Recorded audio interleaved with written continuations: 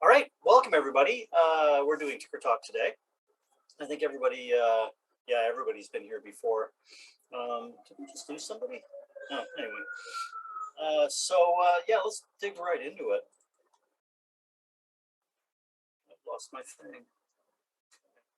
All right, we'll just quickly go through this disclaimer. Everything we do here is for educational purposes only. We are not investment advisors and do not provide investment advice. All statements made here today are my own personal opinions and are not to be considered advice to buy or sell any security. And all trading and investment decisions are your own, and you trade at your own risk. Okay, so everybody knows who I am. We'll just blast through that. We're going to get into, did I say TikTok? No, I said Ticker Talk. I'm sure I said Ticker Talk or DTG. Okay, so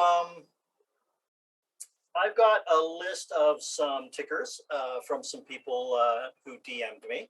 So we're going to start with those. And then we'll get into your guys' tickers as well. I want to start with these other ones so that I don't forget them. So we will bring up a chart. I've got the SPY chart here. Actually, maybe while we got this up, we should probably just take a quick look at this. You know, I've been talking about how I figured we'd be making a higher low here. And to confirm this higher low, we need to see a higher high than this high. And it looks like, you know, we're almost there, right? Although we are coming into resistance. The bears will tell you this 390 level is resistance. It's, you know, it's acted as resistance before. They may even start calling this a double top. I think the real resistance is actually this gap. So at 395. And I think we could have another good day. I mean, it would, you know, it's potentially another good day tomorrow up to that 395 level, and that's when I start becoming a little bit concerned. So we'll have to see. You know, it's Friday tomorrow. People might be starting to think about the CPI report next week. We've also got non-farm payrolls first thing in the morning before the market even opens. So that could throw a wrench into the market as well. So that's something we definitely need to keep an eye on first thing in the morning. Okay, so that's SPY. Now somebody was asking me about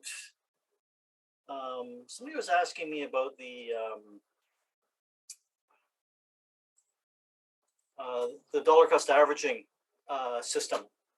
Obviously I'm going to go over this on the weekend like I always do, but just real quickly we'll take a look at this now. If we look here, the signal line on the MACD is finally started to turn up a little bit. It hadn't started to turn up since back in March. That's how long it's been since there was a turn up, or since this, rolled over, was, the end of March, beginning of April.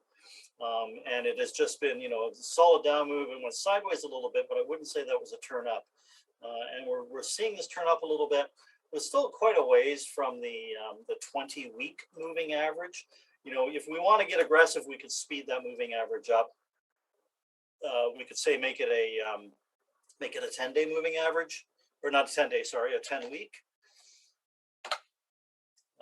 And that's what that would look like. And you would see, with the aggressive setting on that moving average, we are coming into that now. So does that act as resistance like it has so many times in the past, or is that something we can break through? And, only time will tell, right? But I think the more reasonable setting for this moving average is back at 20 weeks. Oops, 1,020. And you can see we've still got a ways to go to get up there. So, you might want to try the more aggressive settings. Things are looking better for the Qs. It's looking a little more bottomy in the MACD line of the MACD, looking ready, looking to be kind of within a week, really, probably, of crossing over if the Qs continues to rise here. And IWM looks even better than that.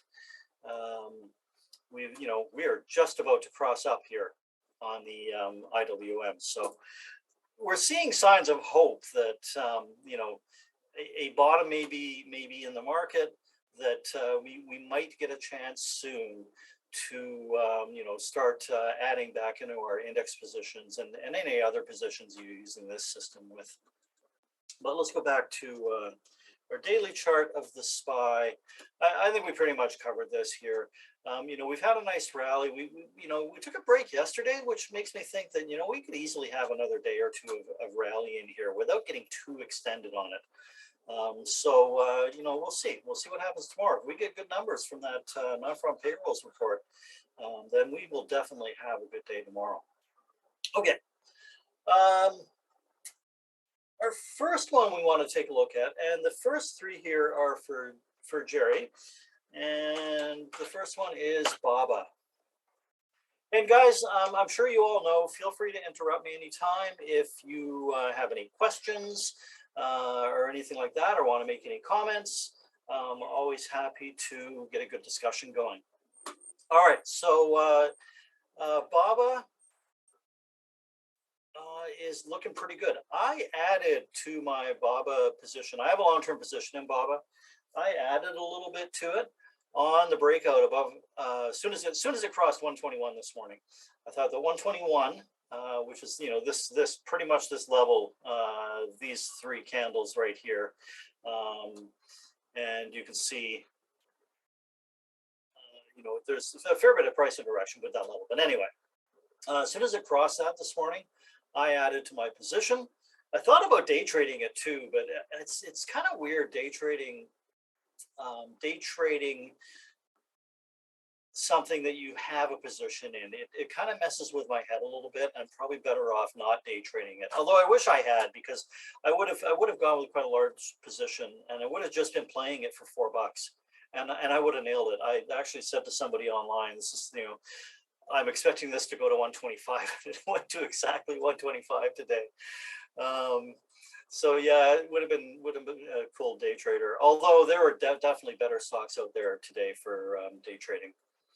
And yeah, Ken, BABA has had quite a decent run lately, and I think it's got more in it. This is a relatively smooth uptrend now.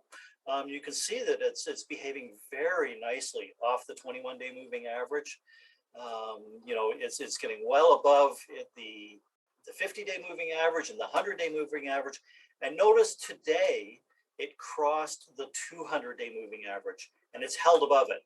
Now, I don't like that little selling wick on top there. You know, you kind of never like to see those, especially after a breakout. But, you know, we did close. I mean, at least we got, it's a green candle, but it did pull back more than I would like to see. Because you see that sort of action, even though this is actually quite a small candle, you know, you do see this at tops a little bit. Looking back here to, what's this, March 23rd, it's got that same sort of action, right? And it did, and this day here as well. And you can see how that it got pretty toppy right there. And then we had quite a move down. I'm not saying that's what's going to happen now, but it is the danger when you start seeing candles like this at the top of trends. So where does that take us from here? You know, I'm still pretty bullish on this. I think we need to draw in, you know, let's get a line in this, because that should now, you know, this has been a resistance and should now become support, is, you know, acting as support right now. We've got some levels above. We've got this, you know, this former pivot level here. I'm actually going to move that up to there and draw in minor support level here, or resistance level that will be for us. So in around 130, we should watch for resistance, and around, you know, coming into 140 as well. So there's definitely lots of areas overhead where we could get into trouble, where we, you know, we're looking for resistance. We've also got this very long-term downtrend line just overhead as well. So, you know, it's not an easy road ahead, but I am quite bullish on this. I think this is, I've got a lot more room to go, and I'm bullish on China in general. They are getting pretty serious about stimulating their economy. They just need to work out this lockdown thing, because every time they talk about locking things down again, it really spoils the whole thing. Let's get another level in here. Okay, so yeah, I think Baba looks good. It just needs to get moving here. It would be really nice to see this do another fairly quick leg up, probably into this 140 area. So then I can consolidate, maybe between 130 and 140 for a bit, and then take another leg up. That's what I'd like to see. If it pulls back, obviously we want to see this this 110 hold, or even higher. We don't want to see it drop this 21-day moving average. All right, so that's Baba. Square. Shall I wear my shoes? Hello? Sarma, did you want to say something? No, sir. I'm looking at the visor thing. At the which? I don't know what is going on with the visor. Sorry, I don't understand. Visor. I have an account in Visor. Visor. Can you maybe type that ticker into the chat for me, please? Yes, sir. Yes, sir. Okay.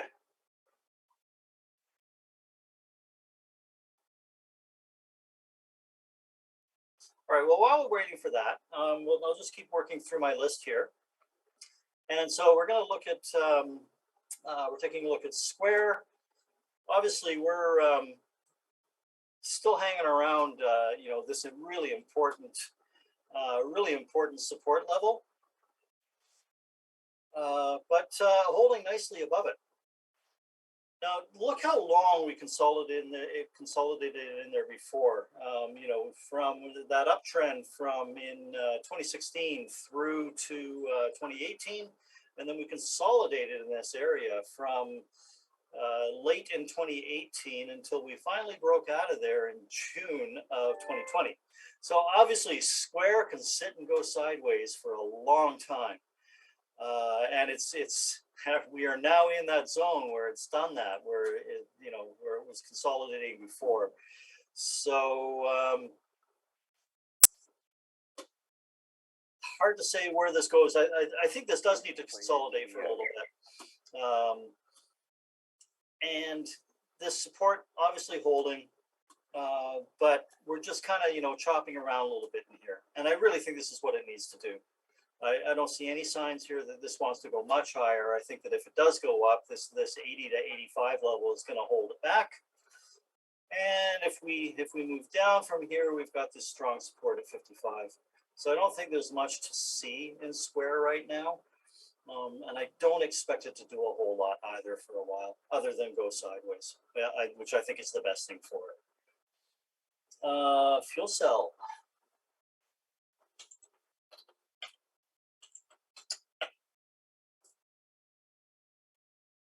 Okay. So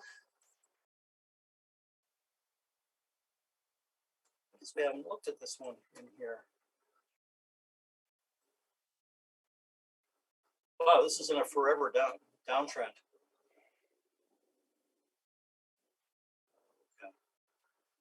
Okay, Sarma, I'll get to that in a minute, although I don't know too much about it, but I'll see if I can help you out there.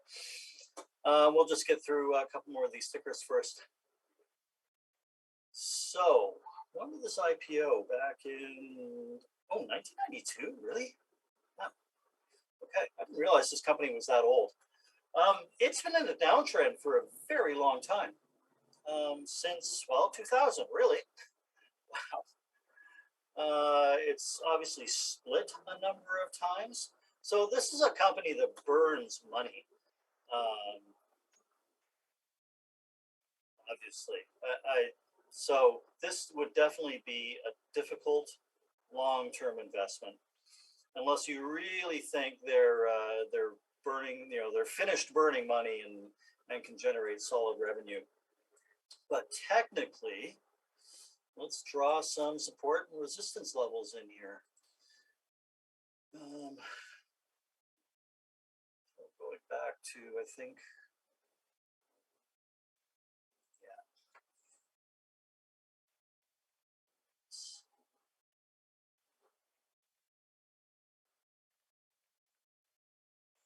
That's the one I wanted. All right.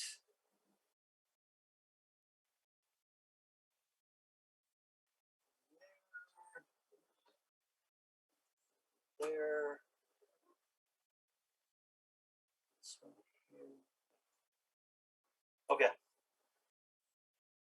So we've got some, we've got some levels to the downside, $2.90, $2, some levels to the upside, 564, off of, these are off of the long-term charts.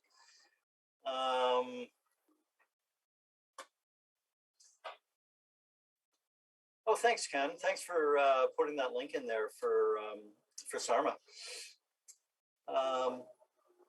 Okay, so in the short term, I mean, we still have a downtrend here. Let's get this downtrend line on here. But we can kind of maybe start forming a bit of a, a bit of a triangle on this with this consolidation in here. So maybe, and even the accelerated trend line, we could draw an accelerated trend line here.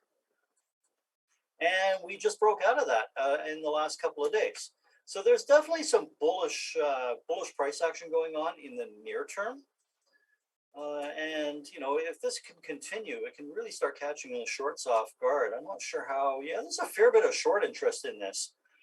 25% short. Yeah, that's a decent short. So shorts could definitely start getting squeezed here. The farther this goes up, the more the shorts are going to start feeling pressure, and then the faster this could get going. So in the very near term, I think we need to watch out for, there's a little bit of a level here around 450. I think once you're through 450, I think that's when the shorts probably start getting scared. Let's put that in there. There we go. And then you're going to, on the way up, you're going to be wanting to keep an eye on this level right here at around 7. Okay, so yeah, definitely room for upside in this. Could get moving really fast. I would get really interested above 450. In fact, I'm going to make a note for myself to put an alert on this later and see what happens as we come into that level, because I think you break through there and shorts start covering, and you get a fast move up to 7 from there.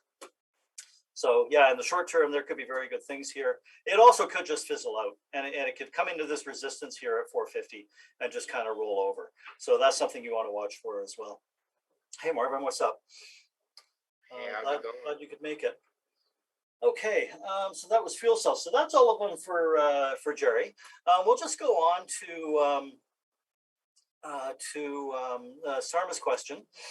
He was asking about Voyager, and yes, they have declared bankruptcy. I know that they're holding customer deposits, and there's really nothing going on there. I don't know if you can still even trade this over the counter. VYGVF.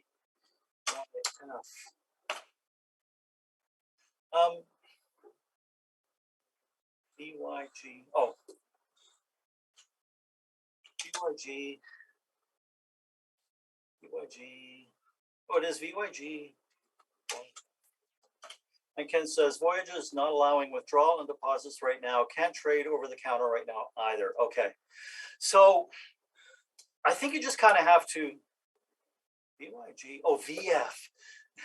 Thank you.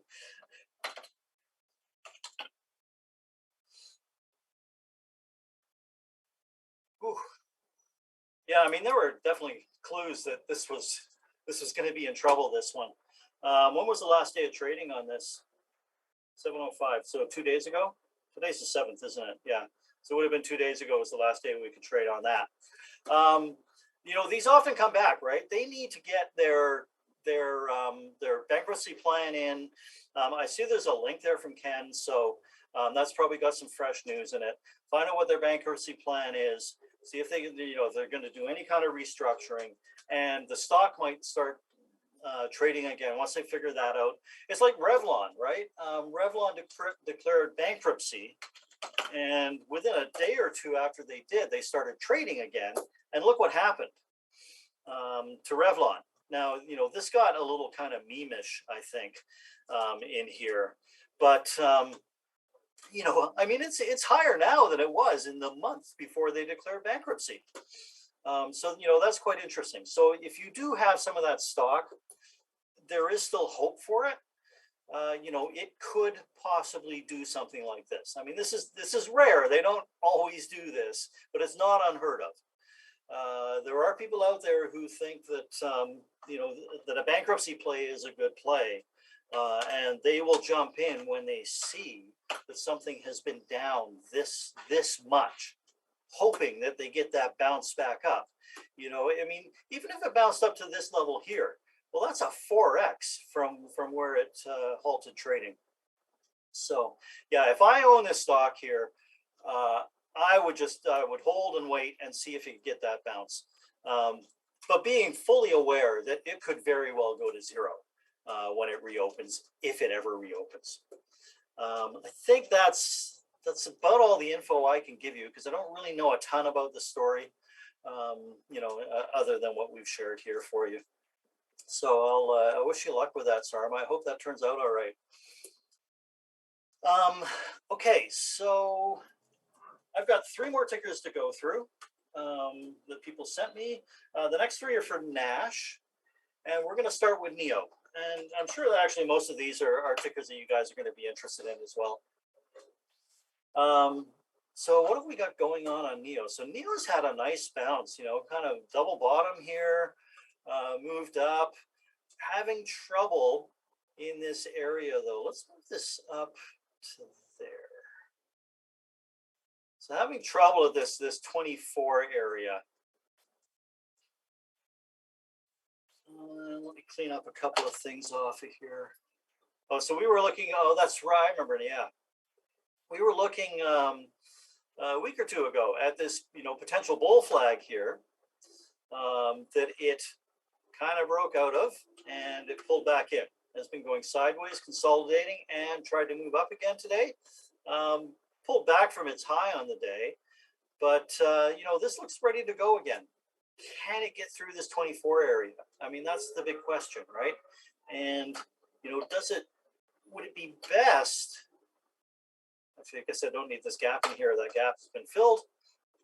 Would this be best if it just went up in here and hung out for a couple of days? If it did this sort of thing, except then broke out afterwards, right? I think it would. I think, you know, take a day or 2 to get up in here, go sideways for a couple of days. That gives you a totally playable breakout with really good risk reward, right? You know, you play for the breakout there. You'd presumably have your stop down in here in around 23, so you'd be risking $1. And you know, you're then looking for a move of $3, $4, even $10 from there. So that looks like a pretty decent play to me, but I'd really like to see it consolidate closer to this 24 area. It is in a solid uptrend too, so let's get that uptrend line drawn in, because you'll want to see that line if you do play this. Let's take it up to here. Okay.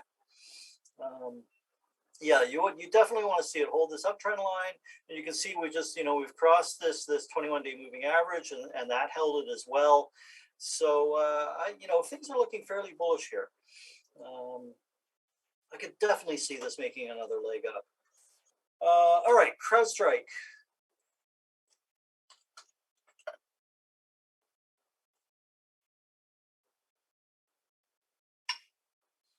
Okay, CrowdStrike has making some nice moves off the bottom. Let's get that uptrend in here. That's pretty good right there. So yeah, you can see we're in a nice uptrend here. We might be drawing a little bit of a wedge. I know DTG would definitely draw a wedge on this. He loves those wedges a lot more than I do. He's actually way better at seeing these wedges than I am. I don't know if you guys spend any time in the short-term trading channel, but he's always drawing wedges like this, and I think most of the time they work out pretty good for you, don't they?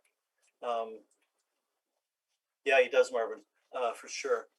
Hey, DTG, you know, these wedges, what would you say? I assume you're trading those wedges like this.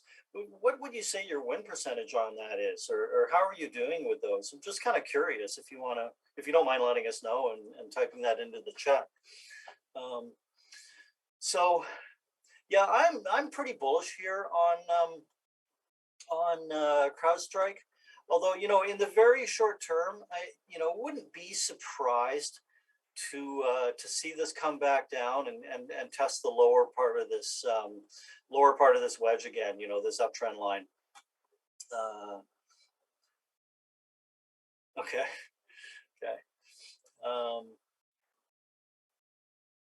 So yeah, no reason right now to believe that this is going anywhere but up. It looks pretty decent, and I'm not going to concern myself too much with this rising wedge, which is actually bearish. But if it does break down out of this lower trend line, you probably want to be quite concerned, especially if we get below this 170 level. So keep an eye on things as we come into this resistance here at what is that, in around 200, and keep an eye on this uptrend line. So that is it for Crowd. Next one is TDOC.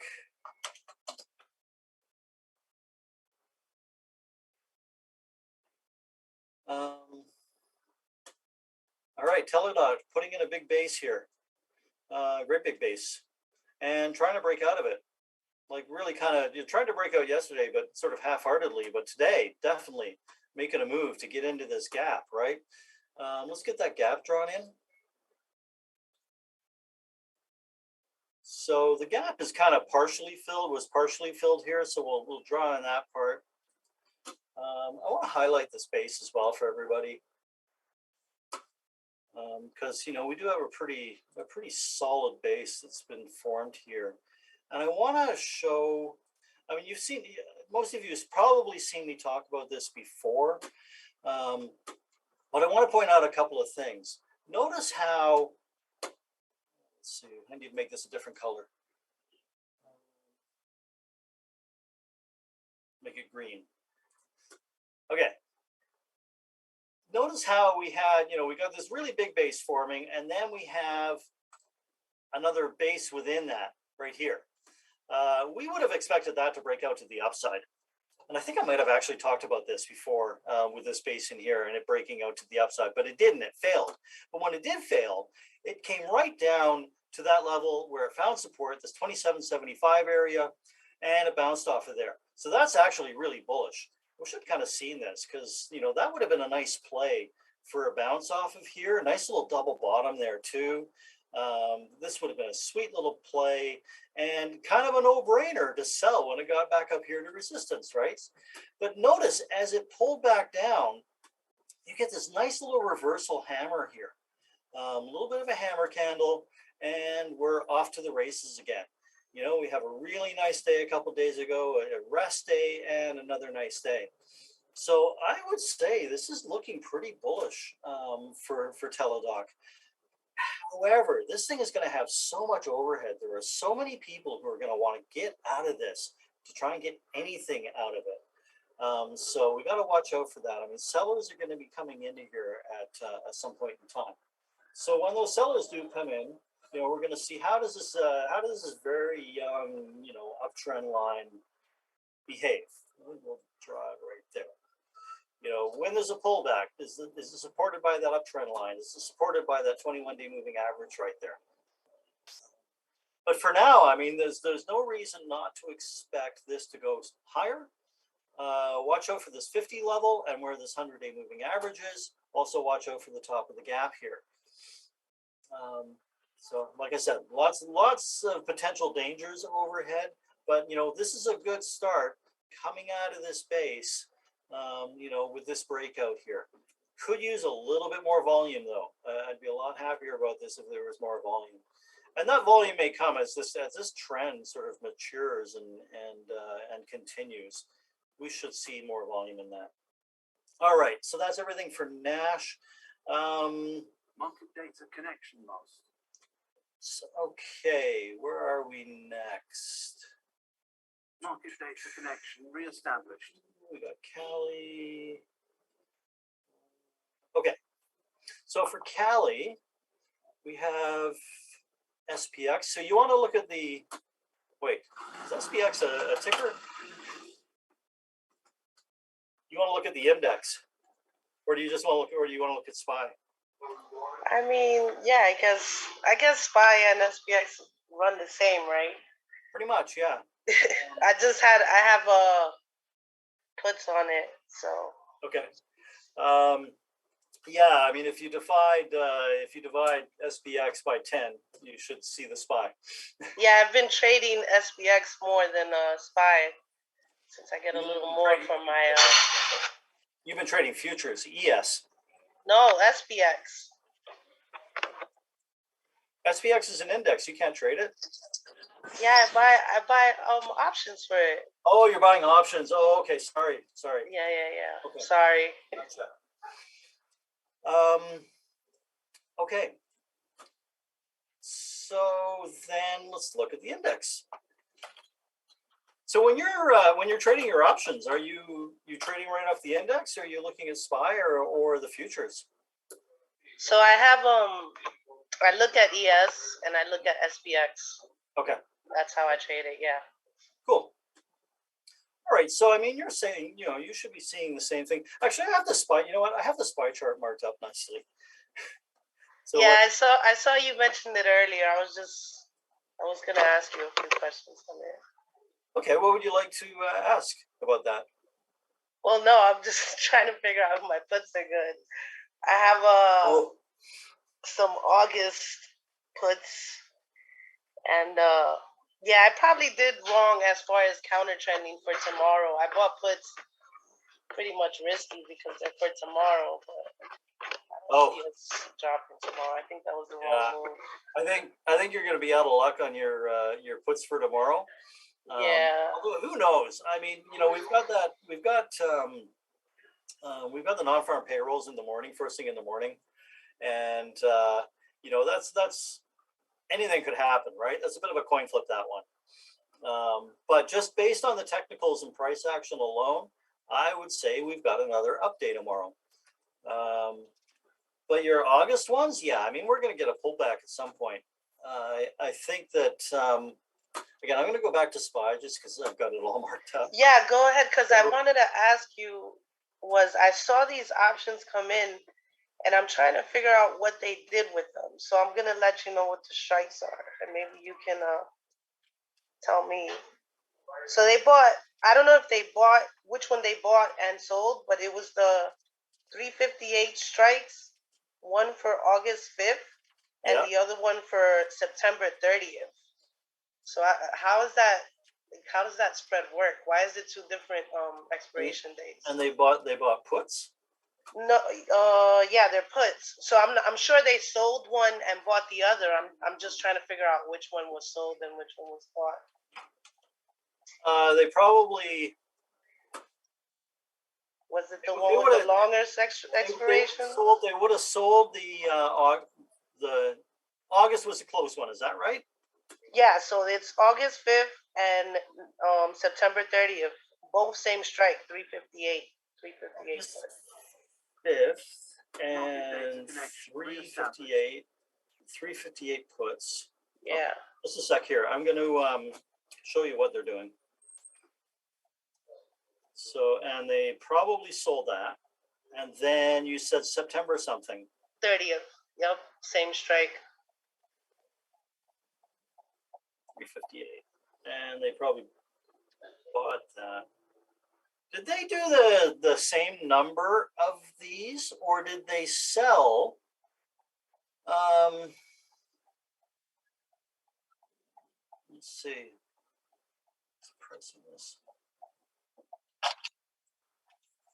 Did they sell like 3 of the August and buy 1 of the September? Do you know?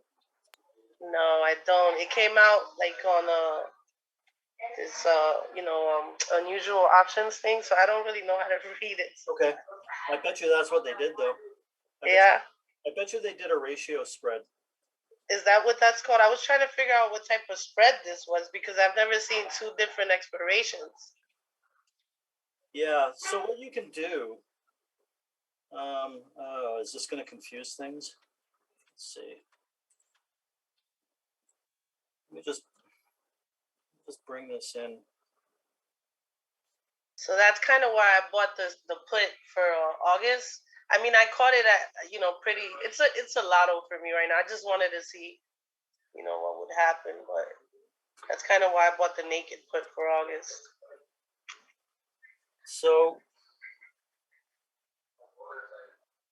see what you can do. So it's hard to see on this. Okay. Let's see, make it better or worse. No, that makes it better. There we go. Okay. Maybe I'll go to 30%. Yeah, you can kind of get the idea. So this is the return graph, right? Actually, I'll go back to 10% move. Okay. So what you can do is if you sell those August, if you sell 3 of those August 358s, you can then buy 1 September 358 put, okay? And you only have to pay $91 in total. In fact, you shouldn't actually have to pay anything at all. So it should basically be kind of a free trade. Now, there is a lot of risk to the downside. If we start moving down quickly, into this August expiration, and it does require a fair bit of margin. But if you think that at expiration, those Septembers, the market is going to come down, we're in the area of that 358 or lower, by September, it can work out really well for you. You can get a pretty decent return out of that. And this graph isn't quite right because it uses the earliest expiration for that.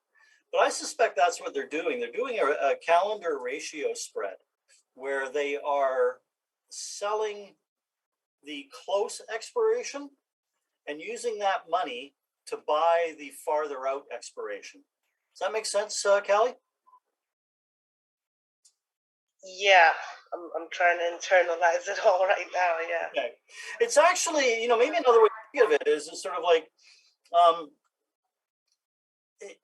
it's actually a pretty cool thing to do sometimes before earnings, where you're selling, you're selling one option that expires right before earnings and buying another option that expires well after earnings.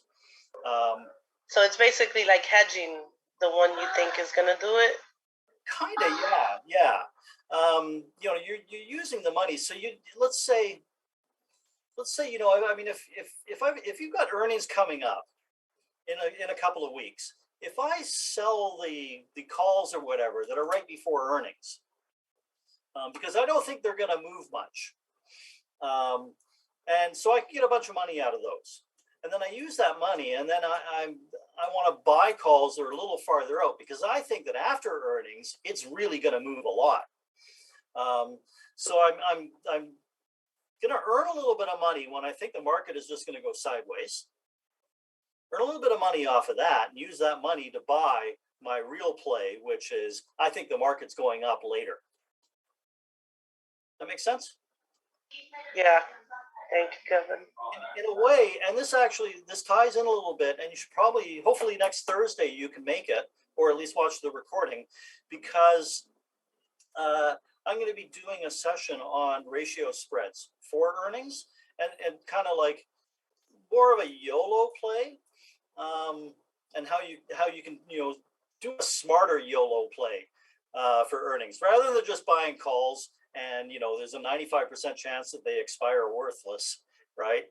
I can show you a way, and it's very much like we just looked at, show you a way to sell some options to pay for the options we want to buy, to pay for those low YOLO calls. So it's pretty cool. I think you'd enjoy it. Yeah, for sure. Thank you.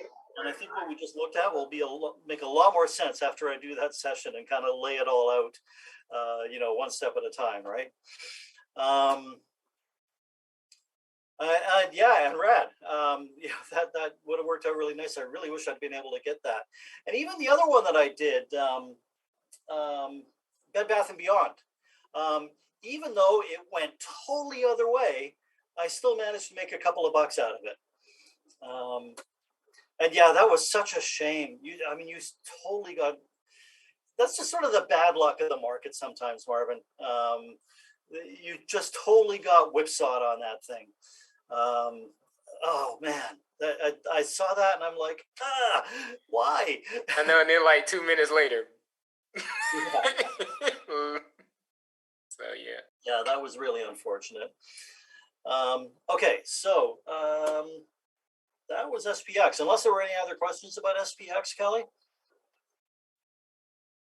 No, all good. Thank you. Okay, so you want to look at Bank of America, if I remember this correctly. Yes, it is. Yeah, I have some puts on that. Okay. They're they're far out for March. Next year. Yeah. Wow. You really They came in on a UOA, so I just grabbed them. I already made some money on them, but I still have some. Good, because you're a lot more bearish than I am. I think by March of next year, I think we're all like celebrating the bull market. I mean, does it make sense, Kevin? So look, so I have a few equity that I never sold covered calls on. So I feel like I'm kind of hedging with these puts. Right. If that makes any sense. You know what? I mean, yeah, it kind of makes sense. But if you do that all the time, you will just continually lose money. That's true. It's a strategy that just loses money. If you do it, and especially when you're going that far out in time, I think if you do it strategically, if you think that, okay, I think the market is really stretched right now and we're due for a move down, and then you buy your puts and you buy sort of short-ish dated puts. You maybe buy puts that are going to expire within, say, 2, 3, 4 weeks.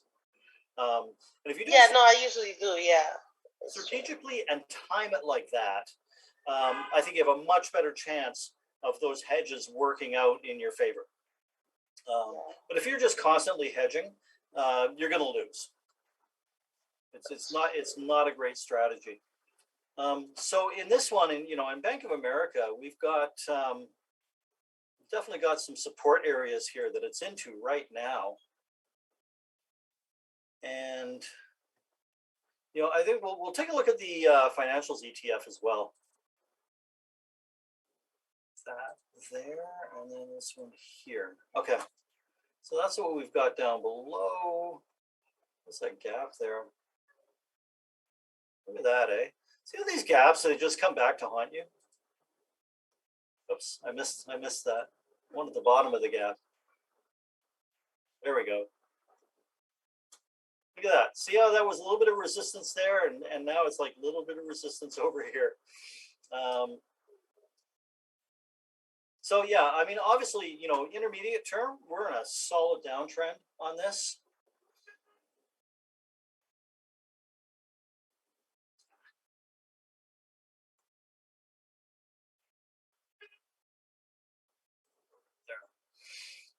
So it's obviously got lots of work to do before it can, to break through this downtrend. It's all of the moving averages are declining. It's below them all. So, it's good to be bearish on this stock, but has it gone down far enough? It had a high of 50 back in February and a low of just above 30, 31-ish. And we're now at around 32. That to me seems like a big move down for a big bank. That in my opinion is enough. So I'm not sure how much more downside there is in this Cali. I think that you know, it's going to be trying really hard in this area to put in a bottom. It may continue to go sideways, and if you're, you know, so if it does go sideways, it's going to be bleeding time value. It's going to be bleeding theta out of those puts that you own. And if it goes up, then obviously, I mean, that's no good for your puts either. But yeah, I don't know. I'm kind of inclined to suggest that, and this is not investment advice, if you've got a profit in those puts, that you might want to take that profit now before this goes up anymore, because I think if this rally continues in the market, this is going up more, and it's going up into this 33 level or up into this trend line area here. Maybe it stops at that 21-day moving average, but you know, watch it go up, and if it starts to roll over at any of these resistance areas, well, that might be the time to just buy some puts again, but much shorter dated puts. Although I kind of think you can find better put plays. You can find other stocks that are more likely to move down a lot faster than this will. So yeah, that's kind of my thoughts on that one. And EVFM. I don't know this one. That's a penny stock. Oh, it's a biotech or pharma. Okay. Yeah. Wow. Oh, so it split recently. And this is probably split a million times in its history, right? Oh, not too many. Yeah, one there. 2,500 to. Oh, that's a weird number. 2,500 to 15,000. Odd split. Okay. So yeah, typical pharma slash biotech stock. Yeah, I bought shares at like 0.90 yesterday, not 2 days ago. Okay. So I made a little. Yeah, that's a nice move. Yeah. See, there's something going on here. There must be news or something. I'm not sure what this gap down is. Bad FD, but there's no volume on that gap down, and then there's a ton of volume going on now. So obviously, yeah, this was really in play, and the play is fading, right? So does new news come out and propel this higher? I think if there isn't new news, this is going to slowly start to drift back down, right? So don't overstay your welcome in this. And if bad news comes out, then you know this is going to fall really fast. You know, you've got these gaps here. It's going to be back down to this level, right? So be really careful in this, Callie. Hopefully you've already taken a little piece off, a little bit of the profit off. Yeah, for sure. Good. Okay, but yeah, this is really whatever is going on here is totally news driven. You know, probably got something to do with some drug or whatever they've got in the pipeline. So technically, I mean, you know, you can't really work too much off of technicals, but you can work off of price action and, you know, price and volume action in the very short term. Okay, so let's go keep moving through the list. And DTG was asking for Tesla. Where'd that message go? The message disappeared. Well, it was in there before. Oh, there it is. Okay. Yeah, we're going to do Tesla for DTG. Oh, and sorry. Just bear with me 1 sec while I update my list.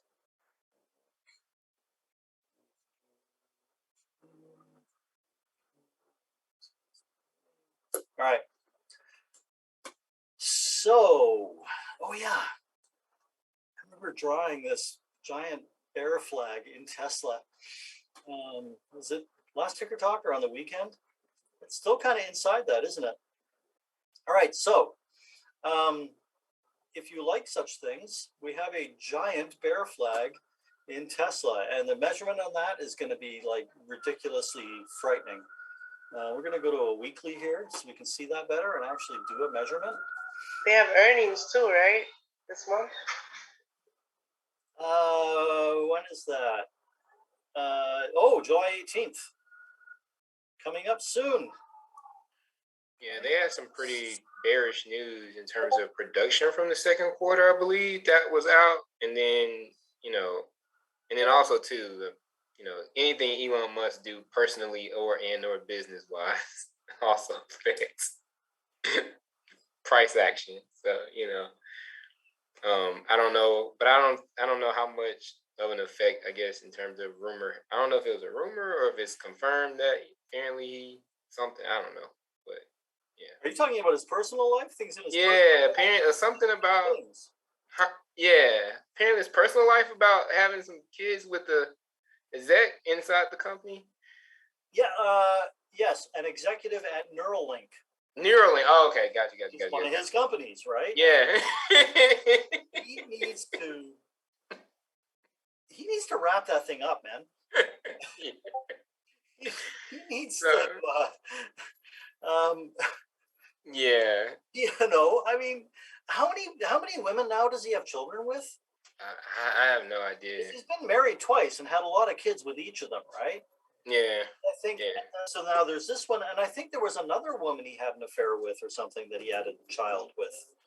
Anyway, I mean, this isn't really meant to be Elon gossip, but I think it's a valid point because eventually, because everybody treats this guy like a god, eventually all these antics are going to catch up with him, and some people are gonna really sour on him because of his behavior in his personal life.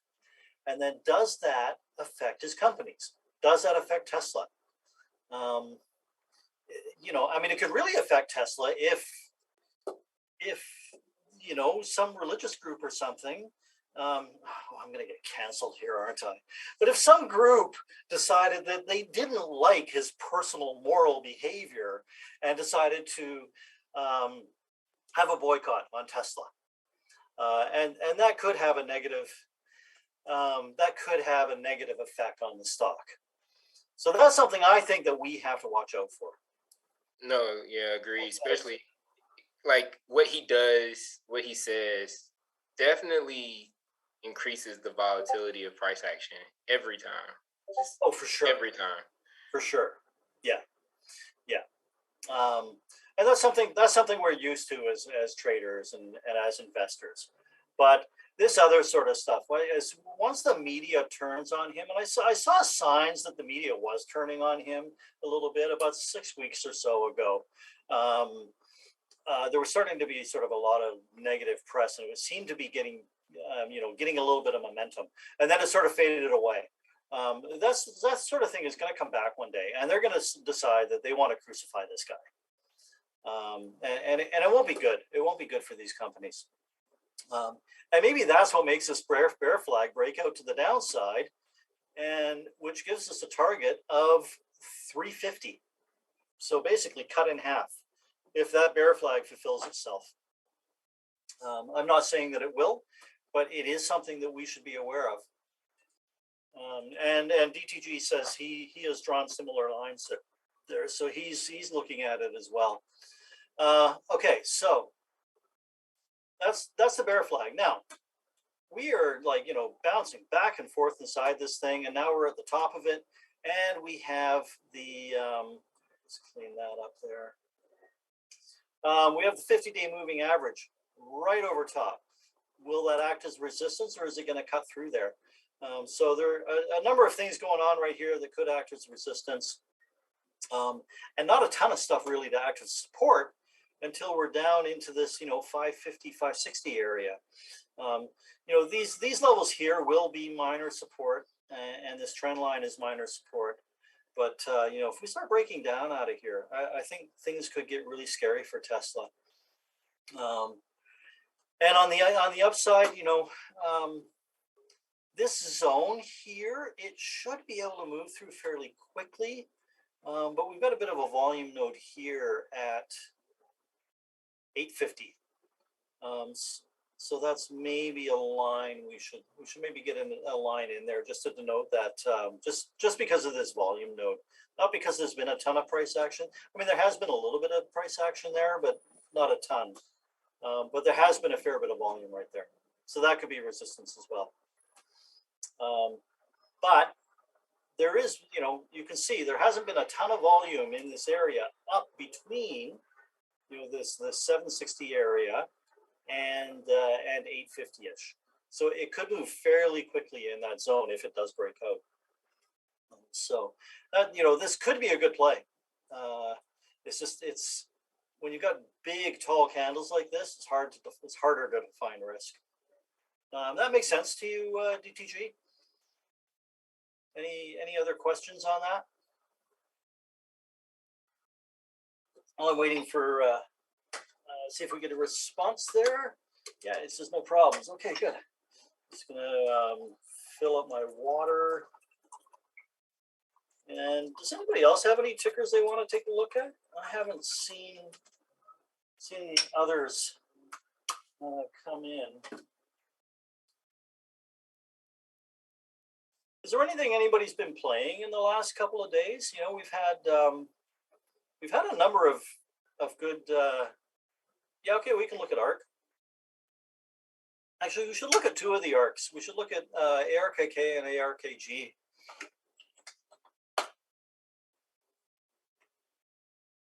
Oh, wow, look at this nice space. Okay. That breaks out. That's probably really going to go like tomorrow if it can break out of there. It's just such a beautiful level right there, isn't it? Actually, let's just tweak that up to there so that it matches that and that. Huh. The volume lighter. That's interesting though. Look at this volume here. I'll zoom in a little bit here. See how we had, you know, we had good increasing volume here. We had pretty good volume on this little indecision day. Then we had, you know, nice volume, good high volume on that day. We had pretty high volume yesterday on this sort of indecision. And then we had lower volume today, you know, when it's kind of almost starting to break out, right? So that's not perfect. But oh my gosh, for shorts in this, 29 million, 15% short. But given the amount of volume it trades, the short interest ratio, this is huge, 14 days. So for those who don't know, short interest ratio means how many days at average volume does it take to cover all the shorts? Wait a minute, this doesn't make sense. One of these numbers is wrong here. Because we're trading 25 million a day. So this short interest ratio should be like 1.2, 1.1. Okay, just ignore that number, that's wrong. But still, nonetheless, the short interest is pretty high. It's pretty close to 15%. That's fairly high. If this starts to get a move on, and it could move again, look at where our volume nodes are here, right? Like we've done a lot of volume down in here where we're consolidating. We've done a lot of volume up in here, up above, you know, 60, right? But we haven't done a ton of volume between 60 and where we are now. So that means the price could move fairly quickly through there up into 60. So we could get a nice $12, $13 move in here pretty quick if we break out above here and the shorts start to freak out. So this is definitely worth keeping an eye on if the market continues to rally. Obviously, if the market doesn't, you know, or if the rally in the market fails, this is just going to roll right over and go down and potentially put in, you know, lower lows on here. I will draw this little uptrend line in here. Oh. There we go. Yeah, I mean, you know, it's possible this little new uptrend line acts as support, but if I don't think that's going to be. I wouldn't count on it if the market starts to roll over. But really, the play in this is to try and get in here on a breakout. with a tight a stop as possible. Your stop right now needs to be below probably, well, below the low of the day, and then you kind of almost want to put it below the 50-day moving average or the 21-day moving average. But you'll want to move that up as quick as you can, during this breakout, if it breaks out. So that's ARKK and ARKG, the genomics ETF. I was looking at this the other day because, biotech has been doing really well. This is drawn bases and failed to break out and actually roll over to the downside, came back up through there, failed to break out again and rolled right over. And now we've got a nice solid breakout happening here.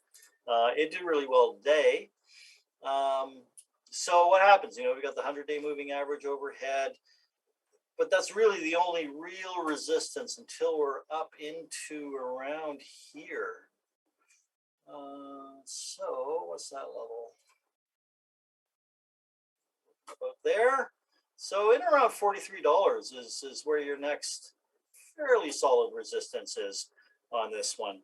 So yeah, I mean, this could have another update or two, before it really meets anything that should slow it down.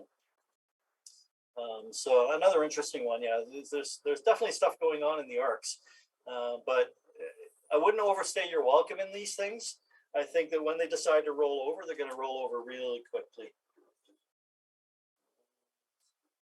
So anybody else got anything they're looking at? Or any swing trades you guys are playing?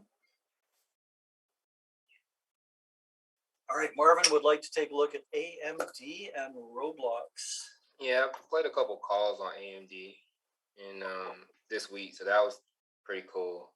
Excellent. And I know I like Roblox, but I mean also too, like the trend line I think I drew within like the last few months, it seemed like it's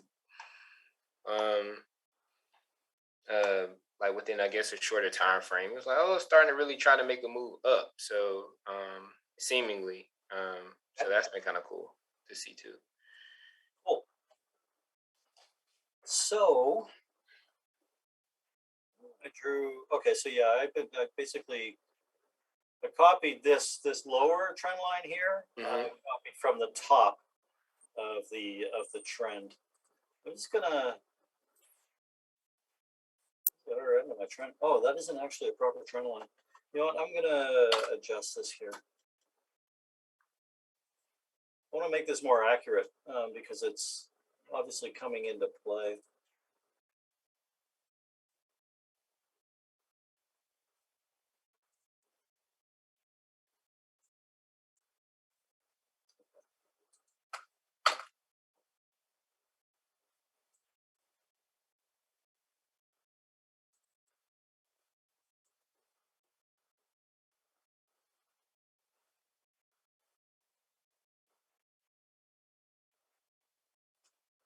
I guess that sort of fits right there. All right. So yeah, so we've got this downward channel. We bottomed out. I mean, we poked down below this major resistance. I don't remember where that comes from. Oh yeah, okay. Right. Oh, this is sorry, I said resistance. I meant support. This is really major support right here. Really important support.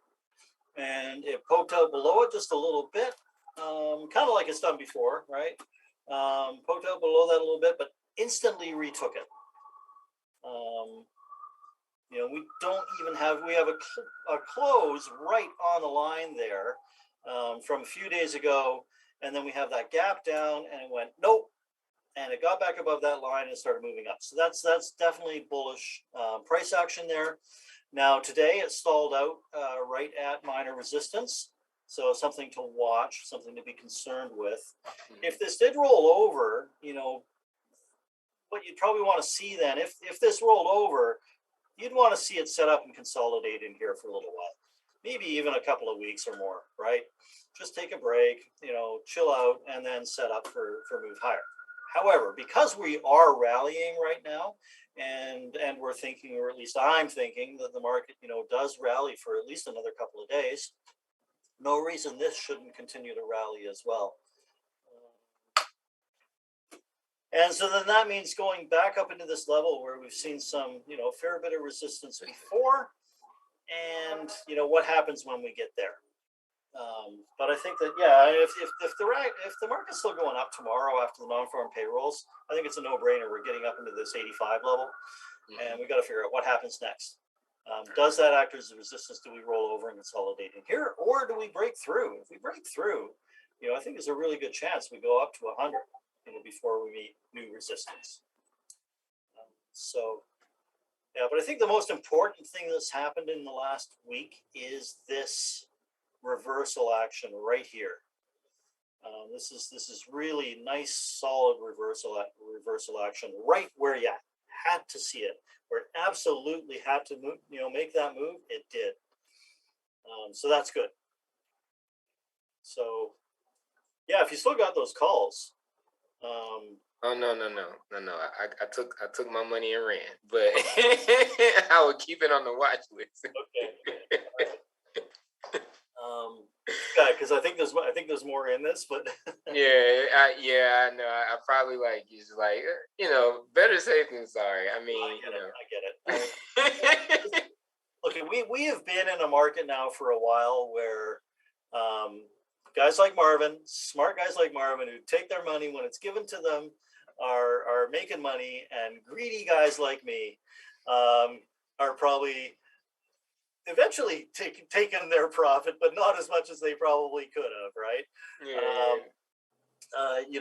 This is definitely a market where it has paid to take your money off the table when it's been given to you, and to be cautious for sure, and to not allow yourself to get greedy. So I won't call you greedy. I'll just say you're a bit more seasoned than I am in this. So you have the wisdom on your side. So I'm still building. So Right. Well, we'll see. I mean, yeah. Okay. Roblox. This is one I don't really watch. But it's had a nice move. Okay. Yeah. And, all right. So look at here. I've been talking about this, this sort of thing in SPY, right? How we want to see a higher low. We want to see the higher low confirm. Okay. So look at, we had massive downtrend. This is actually kind of nice because this chart is.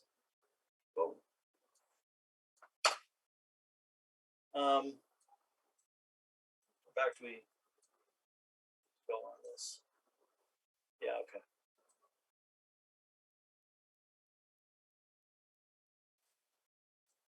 Yeah, I guess we could. Let's just get this marked up because I think these levels are eventually going to come into play. So we definitely want those on there. Probably want that. Definitely want from that pivot.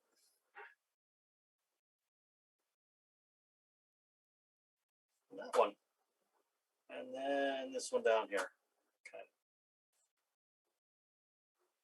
Actually, I don't like them. Okay, and we want a downtrend line.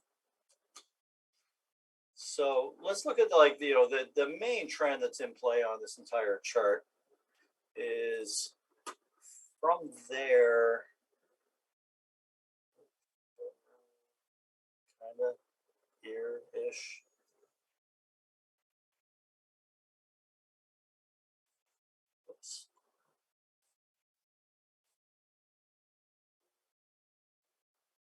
Maybe here. Sort of, yeah, there we go. That's better. Yeah, we can call this like a failed breakout right here. You'd even have the price action of a failed breakout, right? Where it sort of tried to get through the trend line and then broke down, but it put in a higher low, or it unconfirmed higher low. And that higher low was then confirmed here, okay, when this, made a slightly higher high, higher than these highs over here, right? Roll over a tiny little bit, and now we got another higher low because we got another higher high, right? Unconfirmed higher high because we don't have a higher low yet. But this higher high here is confirmed by this higher low, and now this higher low is confirmed by this high. And we, we've got the moving averages, the 21 and the 50-day moving average moving up. So this is classic trend change, bottoming, sort of U bottoming action. Okay, we talk a lot about V bottoms and capitulation, and you kind of have that a little bit here, right? You've got that capitulation type V bottom, but it didn't like shoot up from there. This is sort of the beginning of what is turning into a big U bottom. And this is what I kind of mentioned. I think I mentioned this in the weekend video, maybe, how I'm kind of expecting the indices to have this kind of U bottom.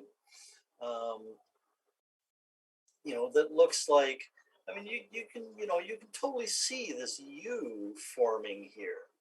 And at some point it may, pull back, and there are smaller little cup and handles in here. You can see a cup and handle right there, right?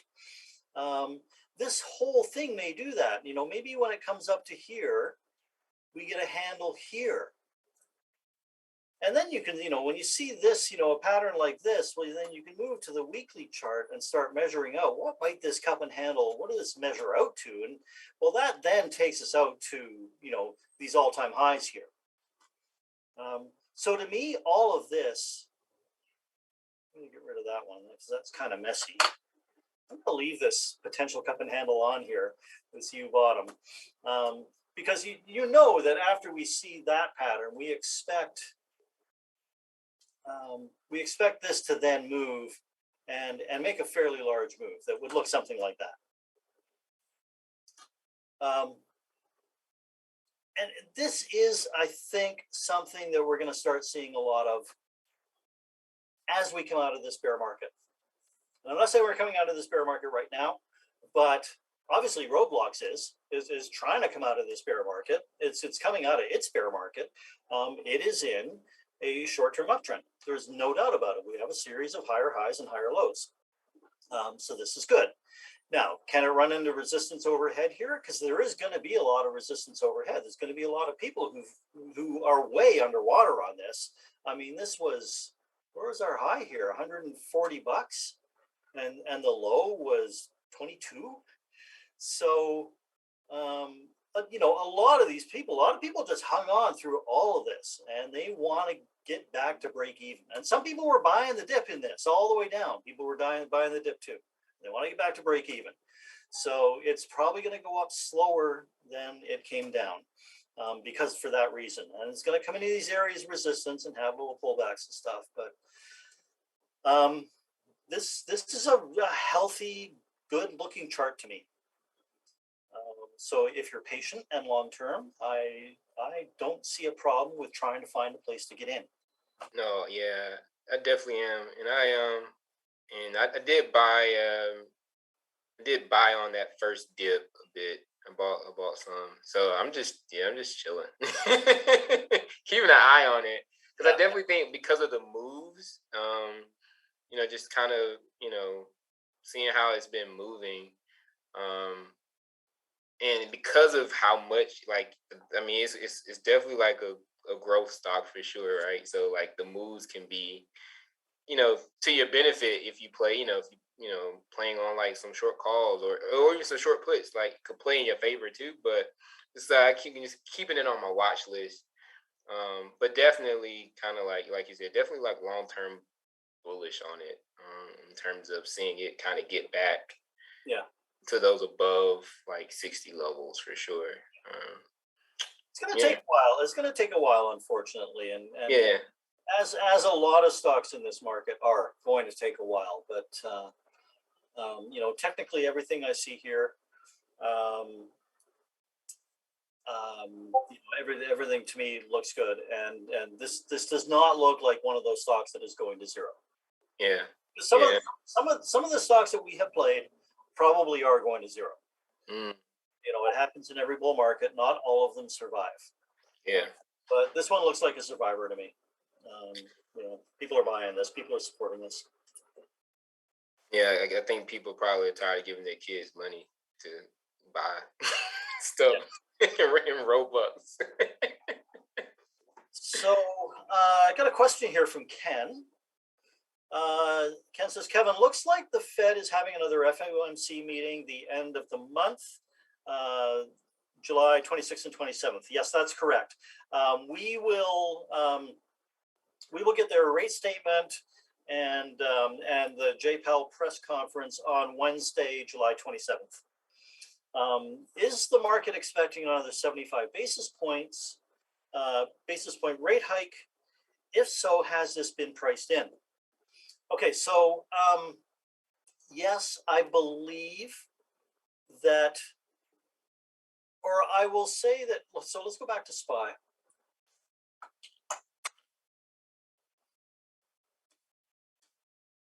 So back over here after the last meeting, that 75 basis point was hike was definitely priced in. It sort of remained priced in this area. As we move higher, I think that the odds of only a 50 basis point rate hike are starting to be priced in. The higher we move up. Now we can go to the CNN, or not the CNN, the CME countdown tool, and see what this has to say. I'll just bring this over here. So in case you don't, in case you want to look this up for yourself or haven't seen this before, it's CME FedWatch tool. If you just Google that, you'll get right to it. And so what this is showing us here. So this target rate probabilities for July 27th. So the current target rate is 150 to 175 basis points. And we see here, this is the probability of us, or this is the probability that's priced in of rates going to 225 to 250 basis points. So that is the 75 basis point rate hike.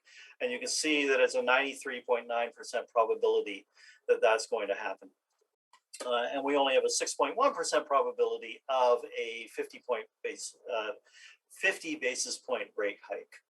So yeah, like I said, as SPY continues to go higher, as this rally continues and we move higher, you should see the probability of the 75 basis point rate hike come down a bit, and this 50 basis point rate hike go up a bit.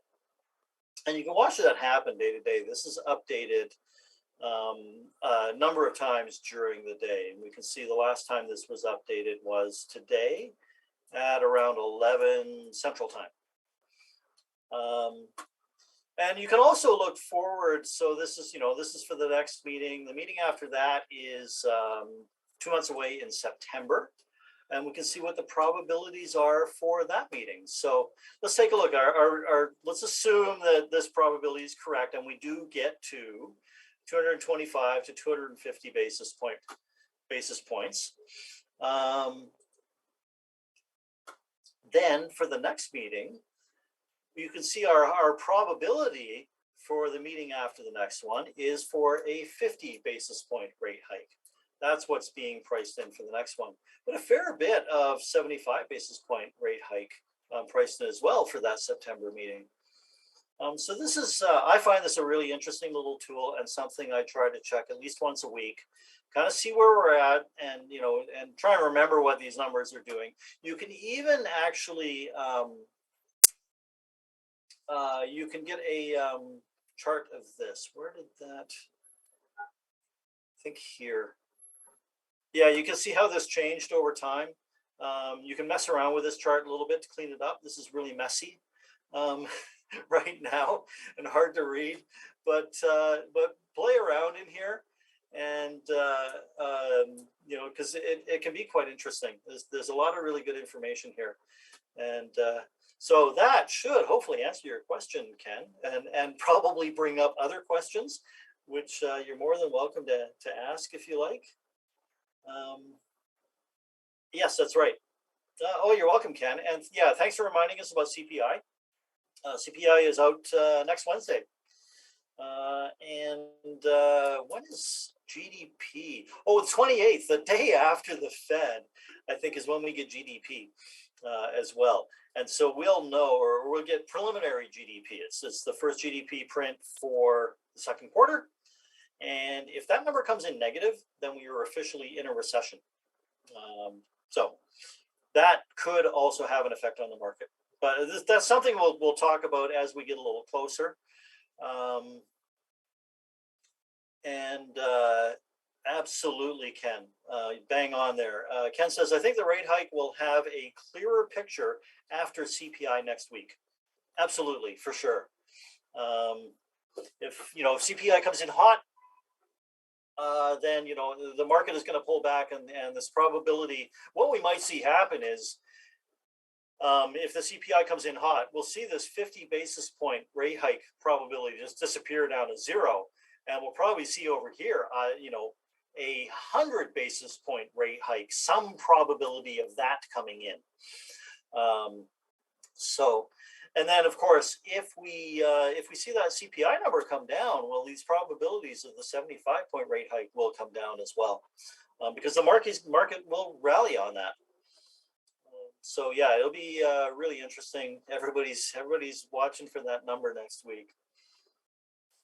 All right, so does anybody else have any other questions or tickers they want to take a look at? If not, we will. I guess the only question I have in terms of if you're talking about like the data, I guess as and maybe I guess I'm probably also too. I haven't really been. I need to probably gotta go back and brush up on like the information you've posted, because I've kind of like got my eyes set on trying to make sure I got everything done for my trip next week. But where are you going? I'm actually going to the Middle East. So yeah. Yeah, I'll be over in Israel, Palestine for a couple of weeks. Cool, nice. Yeah. So and I think somebody on the trip told me, I think also Biden will be there on a stint of our trip, so that will be quite interesting too. That's gonna throw a wrench in it trying to get around, probably. Yeah, it's gonna be very very interesting. But yeah, so but I think I just kind of been really trying to get a pulse in terms of also too like the housing market, because I think a lot of things I've been reading just kind of really still point to, I think seemingly there's this or at least I think there was a few things I read in terms of talking about how, because I think the way things are still, there's going to continue to push kind of like rental like rents to go up and allow the rental market to be sustained. And cause like this serious push in terms of income growth, right? Because now you're having to be able to make a lot more rental, whether it's companies or even I guess even single tenant landlords, landlords able to increase their rent based off of what's going on and really make some bring in some serious income and revenue. But then also too, like, what will be the flip side of that as we continue to see kind of prices, right, for everything else continue to increase, and trying to see what will stabilize and or burst kind of like first. Because at some point, right, some people are like, well, if you got to live and you got to eat. So, it's like, will there be some hedgeway, or will the economy itself even give hedgeway to allow things to cool off? And I know one of the big things, of course, is particularly I know with, again, what's going on with Russia and Ukraine, and like how that's going to have to, and we talked about that a bit, how that has to kind of get resolved in some shape, form, or fashion. But then also, I guess, what are some of the other things that I guess will have to be resolved or seen move to do in terms of whether it's the housing market or if it's like, your everyday produce. I mean, in terms of produce and the like, and if there will be any ease to not allow, this housing bubble to, or produce bubble to, collapse. So right. Wow, there's a lot to unpack there. Yeah, I know. I'm sorry. I think it's because of this YouTube video I watched, and the guy was talking about like how he's really kind of bearish and pessimistic, but also how he's talking about fertilizer. He don't think like we've seen it's increased, right? The pricing of fertilizer has increased. Well, he feels like we haven't. but it's come back down. Yeah, yeah, You know, it was definitely a stress on the system and you know, a stress for farmers for a while, but it is coming back down. I mean, all these input costs are coming back down. Like all the commodities are coming down, right? Mhm. You know, and so with these commodity prices coming down, and I'm actually looking at my little, you know, commodity. Well, here I can show you. Like, I mean, they're all, you know, we had a nice green day in the market, right? right. All our commodities came down today. Yeah, I can show you here. Oh, it went over there. Okay, so here, look at here's crude oil. Okay, I mean, you know, these aren't down much, but oh, you know what? I wonder if this is after hours I'm getting right now. Anyway, you know, crude oil, gold, silver, copper, natural gas. You know, so these are commodities I watch on a daily basis to get a sense for, you know, because these are important inputs to the economy. Well, gold isn't really an input, but silver is you know, has industrial metal properties to it. And so when all this stuff is coming down, that's disinflationary. And yeah, Ken says, you know, gas came down a bit recently, and I know that, you know, gas has come down a fair bit where I am. yeah, Hearing, you know, these stories about gas coming down a little bit. You know, so yeah, because I mean, because oil's come down a little bit. If oil's going to come down 15%, then gas better come down, right? This stuff all filters through. So with regards to, so I mean, that's your food thing, right? So if a big part of the cost of food is the cost of transportation of food, and we know the transportation costs have gone through the roof, not only because it was hard to even get container space, or you get your container on a ship and through a port, but because of the cost of fuel and everything. So that added to the cost of food, but those costs are now coming down. With regard to rental housing, I kind of wonder what's going to happen there, because I know that you know, see where I am, rents are controlled by the province, right? gotcha. Yeah, And it's supposed to be tied to inflation, the rate of inflation. But what they've done this year is they told landlords they can only raise it, I believe it's 1.5%, which is well below the rate of inflation. But there's our government is basically saying inflation is transitory, that it is going to come back down, and landlords are just going to have to suffer a little bit because you know, they're not going to allow landlords to raise rents 9%, you know, right now, because well, renters would be up in arms, and there are I think a lot more people rent in British Columbia, where I live, in the province where I live, than they do in the U.S. I think in the U.S. a lot more people own houses, whereas people here, I think rent here in this part of Canada anyway, the rent compared to the cost of a mortgage, they're pretty close. So it's you know, it almost makes financial sense sometimes to rent rather than buy, especially if you're doing something else with the money you save, like if you're investing it, right? Anyway, I went off on a tangent there, but the point is that I know that rents in the US have gone up a ton, like everything else. And when people had a lot of money, then they were probably willing to pay higher rents, right? And maybe got themselves into places that they probably shouldn't have. And so I think that, you know, the law of supply and demand is going to work its way through that as well, where people will probably start to vacate these places that it's like, oh, I'm kind of, now that I'm not getting a check from the government every few months, I maybe shouldn't be in this place, you know, I should find something cheaper. And so that will probably start bringing rents down, which is a huge component of the CPI. Long story short, I think all this stuff is going to work itself out. And with regard to housing sales and the real estate market, I think that that's going to be fine, because I remember 2008 quite well. well, and I guess what would you call him, cousin-in-law, but like my cousin's husband, they actually moved to Florida during that. I think they moved there in 2006 or something like that, so that he could sell mortgages. He was part of the problem, right? And so, but he knew what, kind of what was going on, and I remember talking to him at the time, and he's just like, this market is so insane. But we moved to Florida so we could make money. That's where the money is. So that's what we did. But they weren't there long. I mean, they were only there for a year or so, and then they moved back to California because everything fell apart. It all exploded, right? Or imploded. But at the time, everybody was so levered up. People were, they're giving a mortgage to anybody. People are getting 3, 4, or 5 mortgages and buying 3 or 4 or 5 homes, and then trying to flip them and doing this and that with them. It was crazy. And I don't see that sort of craziness going on right now.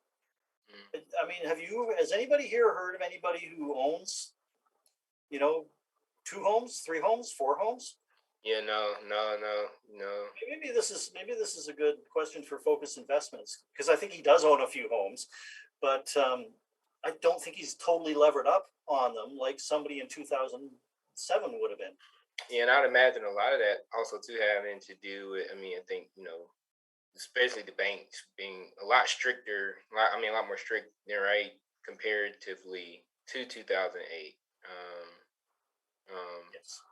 And then, and also too, so like you're saying, like, as a result, like, we don't want to repeat, right? So we will do what we need to do to make sure, even as things were going, even as, right, people were able to get like a phenomenal interest rate, even in terms of buying houses in 2020. I mean, during the pandemic, at least here, but I definitely, I would agree. I don't think, I don't even, or at least like even I only know like maybe a couple people own like a couple properties, but it's not like, nowhere near. So people aren't levered up on it, and then you've got this giant cohort of millennials who have, for the most part, apparently been holding off on buying a home and starting a family and all of that everybody does through their life at some point, right? It's not like it's not like this giant cohort is never going to start a family or and never going to buy a home. They've just put it off a little while, and now that they're starting to get a little older and getting to the point where it's like, well, I mean, if I'm going to have a family, I need to step up and have a family and do all that stuff. So there will continue to be demand there, and it won't be the crazy kind of bubble kind of type demand. It'll be good, healthy demand. So that, to me, that you've got that under the surface, that you can have these little bubbles popping and whatnot, and that you may have, and probably will have, some decline in housing prices, but I don't think you're going to have the crash in housing prices and the complete and the crash in demand like you had in 2007. I think the millennials and to some degree Gen Z is going to do exactly the same thing that they did in 2020, because millennials, everybody up until 2020, everybody was talking about how millennials are not coming and investing in the stock market, right? They were absent from the stock market, just as they were absent from the housing market and absent from starting families and everything. And then what happened in 2020 with the pandemic? They decided that when the market crashed, right? They decided now is a good time. Really smart, right? They decided now is a good time. I'm coming in. And they did. And they came in like crazy. Yeah. So they've proven that they're smart and they have pretty good timing, and they will come in when the time is right.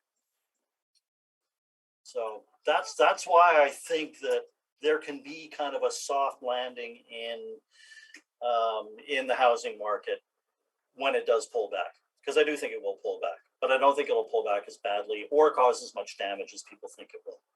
No, agreed. Whew. All right, so I think we should probably end on that. Another really good discussions. Always really good discussions when you're here, Marvin. You really get me going too, though. I start to ramble a little bit, I think, when you're around. Oh, I'm sorry. No, but no, that was great, and I very much so thank you for your your insight. I think like you said, like I think for me, even being like still a new investor, you realize even as you're trying to find investments and looking at things, you still also realize that everything is interconnected, right? And so having to have a heartbeat on what's going in, not just on a micro level, but macro and like globally, like how things are intertwined, and really what's going on, and when the Fed chair, when Powell speaks, or the data reports come out, it really gives you a glimpse numerically about what's going on, in a sense, and really I think sometimes giving you a clear picture, oftentimes in certain news outlets and things, but like definitely giving you a much clearer picture in terms of, okay, data wise, like this is what's happening and this is how the markets are responding, at least, right? And then you're waiting to see how other areas are responding. Yeah, for sure. Yeah, it's good. I mean, you don't want to go too far down that macro kind of rabbit hole, right? Yeah. Because it's hard stuff to make investment decisions from, but it's good to have an idea of that macro setting. No, that's helpful. How that can affect things, and I think that because there's a lot of people out there trying to scare you as well, and I think if you have a bit of an understanding about all this stuff, it's harder for them to scare you. No, that's helpful for sure. And Thank if you. you're an investor, being scared is not a good. It's not good. It's not good for your investments if you're scared. Right. Yeah. So on that, I think we will. I got one more slide I want to go through, and then we'll pack it in. So back over to this. Go here. We've got the bring up the calendar here. So what are coming up? Of course, I'll be doing weekend videos, briefing videos on every weekend this month, except I'm going to be away on. I'm going to be away like from Friday through Monday or Tuesday over here. So I definitely won't be doing a video on the 24th. I will try and do the morning briefings while I'm away. I should be able to do the morning briefings while I'm away. I can have a laptop and everything, so that shouldn't be a problem. But I won't be doing a video that weekend. And then so next week on Thursday, thanks, Kelly. Yeah, I will try and enjoy my vacay. It's just a short one. It's just sort of a 4-day, little 4 or 5 days sort of weekend kind of thing. But it should be fun. But yeah, so next Thursday I'm doing another options session, and so I'm calling it a smarter YOLO strategy for earnings season, and it's the one I've been talking about in the options channel, and that I've been showing a little bit, but we'll go into a lot more detail that I have so far on it, because earnings season is coming up. Earnings season is going to be starting within the next couple of weeks, and it's fun to take some little YOLO plays once in a while. It's not something you throw a lot of money at or anything like that, but it's fun to take these little YOLO plays. And this option strategy is sort of a way to do it where you can still get paid or for the most part, mostly break even. And then occasionally that YOLO hits, you get that lottery payoff kind of thing where, you get a big payoff. But the problem with most people when they do these YOLO plays for options is, they're just straight up buying calls and they lose most of the time. almost all the time, right? And they lose their money. So what this strategy allows you to do is you're still not going to get the big payoff most of the time. Like, 90% of the time you're not, or 95% of the time, you're not going to get that big payoff. But around 60% of the time, you're going to make a tiny bit of money, which is cool. So it just sort of pays you to occasionally, it pays for your lottery ticket essentially. And lets you have a little bit of fun with it. So we'll do that next week. So I hope everybody enjoys the rest of your evening, has a great weekend, and we will see you all again soon. Thanks for coming, everybody. You take Hey, care. if Enjoy you're your watching- vacation. Where am I vacationing? I'm just going to a place called Main Island. Oh, nice. It's I don't know if you have ever heard of the San Juan Islands in Washington State. Mm-mm. There are a bunch of islands, basically out in the middle of Georgia Strait. And in the U.S. they're called San Juan Islands, and in Canada, because the border runs right through this, I guess it's like an archipelago, right? And the Nice. border runs right through the middle of it. So in the U.S. they call them the San Juan Islands, and in Canada they call them the Gulf Islands. So they're just these little, very lightly populated islands, and this one in particular has lots of great hiking, and lots of rocky seashores with paths along. And I was there last year, and you can see lots of whales. You just basically go down to the seashore, and there's whales like feeding just offshore. Oh, wow, nice. Which That's is amazing. really neat. Yeah.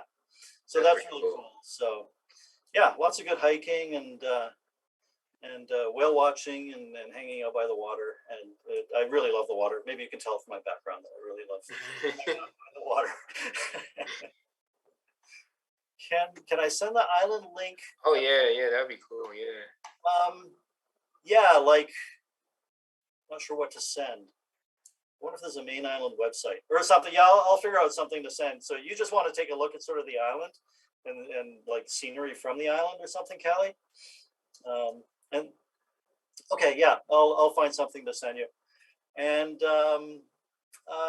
yeah, Ken, thank you. I will definitely enjoy my vacay, and yeah, I do feel a little like I need a break, so it'll be good.